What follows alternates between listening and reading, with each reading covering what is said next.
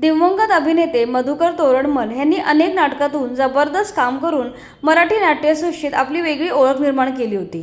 तरुण तुर्क म्हातारे अर्क या गाजलेल्या नाटकाचे तर त्यांनी तब्बल 5,000 प्रयोग केले होते.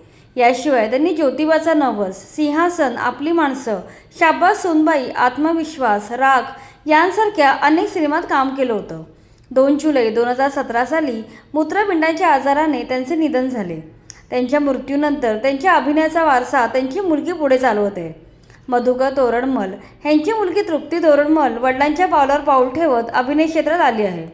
सविता दामोदर परांजपे या सिनेमाद्वारे तृप्ती हिने अभिनेत्री म्हणून मोठ्या पडद्यावर दमदार पदार्पण केलं होतं.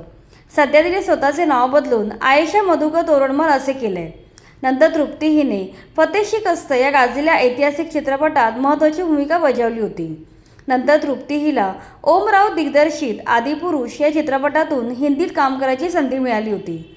तिने या पौराणिक बिग बजेट चित्रपटात बिभीषणाच्या पत्नीचा रोल केला होता. नंतर ती शिवरायांचा छावा या मराठी चित्रपटात मुख्य भूमिकेत दिसली होती. या चित्रपटात तिने महाराणी येसूबाईंची भूमिका साकारली होती. मुलांनी आपला वारसा चालवावा असं सामान्यातल्या सामान्य व्यक्तीलाही वाटत असतं.